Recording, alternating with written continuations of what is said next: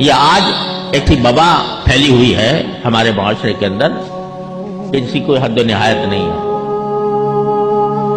جن لوگوں نے کبھی ساری زندگی قرآن کریم کو پڑھنا نہیں سیکھا، جنہوں نے قرآن کریم کو کسی استاد سے نہیں پڑھا، ساری عمر سرکاری ملازمت کرتے رہے، ریٹائر ہونے کے بعد اچانک تفسیر قرآن لکھنے کا شوق پیدا ہو جاتا ہے کہ بھائی اب میں قرآن کی تفسیر لکھوں گا.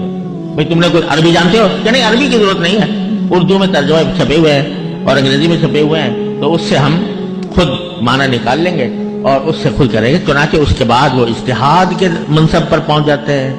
یہ جو مولوی ملا جو پڑھاتا رہا ہے، یہ تو لوگوں کو اس نے مقید کر دیا، محدود کر دیا، اور اب ہم آئے ہیں اس ماڈرن تفسیر کے ساتھ کہ جو آج کے ماڈرن انسان کی ضروریات کو سمجھے اور اس کے مطابق قرآن کی تفسیر کرے.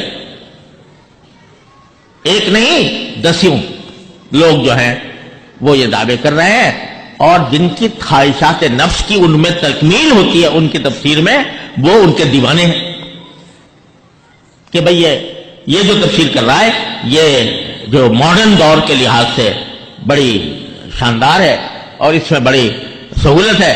اور مولوی ملاؤں نے تو دین کو محدود کر کے ایک دائرے کے اندر محدود کر دیا ہے. ہر چیز کو حرام کہہ دیتے ہیں، ہر چیز کو ناجائز کہہ دیتے ہیں، کسی کو مکروہ کہہ دیا، کسی کو حرام کہہ دیا. اب یہ آئے ہیں مفسر اعظم کہ جو قرآن کو آج سمجھے ہیں، 1400 سال میں نہیں سمجھا گیا، یہ نئے سمجھے ہیں اور ان کے پیچھے چلنا چاہیے. میرے بھائیوں، اس قسم کے نعرے ہر دور میں ہوئے ہیں.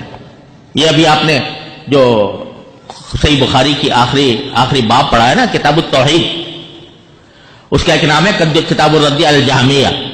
اس میں آپ نے پڑھا ہوگا معتزلہ کا رد ہے، جہمیہ کا رد ہے، کرامیہ کا رد ہے، قدریہ کا رد ہے، جبریہ کا رد ہے. جتنے یہ بڑے بڑے فرقے پیدا ہوئے تھے، ان کا طوطی بولتا تھا اپنے زمانے میں اور لوگ دیوانے تھے.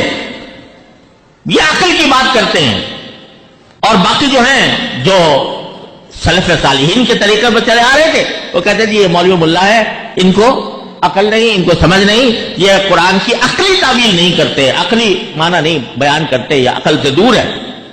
ہم لائے ہیں عقل کی باتیں.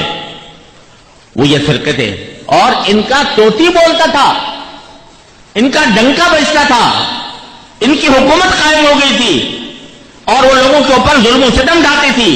جو ان کی بات نہیں مانتا تھا اس پر کوڑے برساتی تھی. لیکن آج کئی نام سنتے ہو آپ؟ کسی کو ذرا پوچھو، کسی سے جانتے ہو معتزلہ کیا تھے؟ کسی کے ذہن میں اس کا نام ہے؟ جہمیہ کیا تھے؟ کرامیہ کیا تھے؟ اور جبریہ اور قدریہ کیا تھے؟ اور تو اور بہت سے ہمارے طالب علموں کو بھی نہیں پتا ہوگا. جب تک دور حدیث نہیں پہنچتے یا علم کلام تک نہیں پہنچتے تو کسی کو پتا بھی نہیں ہوتا. وہ نظریات سارے تاریخ کے اوراق میں دفن ہو گئے. نہ آج کوئی معتزلہ ملتا ہے، نہ جہمیہ ملتا ہے، نہ کرامیہ ملتا ہے، نہ معتزلہ ملتا ہے.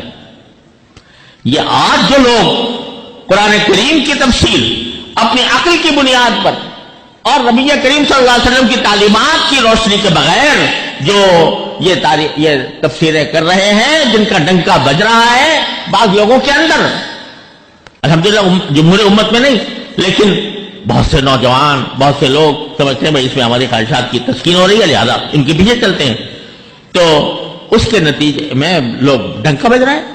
جس کو سنو جی وہ بڑے مؤثر تحریریں ہیں، بڑی مؤثر تقریریں ہیں، لوگ پیچھے پیچھے جا رہے ہیں. خوب سمجھ لو کہ ایسے بہت سے مفسرین آئے ہیں، ایسے بہت سے نئے متجددین آئے ہیں. تاریخ ہماری بھری ہوئی ہے، لیکن کچھ عرصے تک ان کا ڈنکا بجتا ہے، پھر وہ ایسے غائب ہوتے ہیں صفحہ ہستی سے کہ ان کا نام صرف تاریخ میں محفوظ رہ جاتا ہے. اما الزبد فیذهب جفاء واما ما ينفع الناس فيمكث في الارض.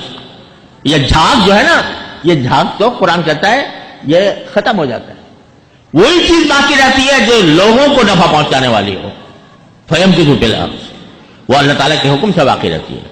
لہذا 1400 سال کی تاریخ دیکھ لیجئے، کتنے فرقے آپ کو نظر آئیں گے، لیکن اگر کوئی باقی رہا تو ما انا علیہ واصحابی.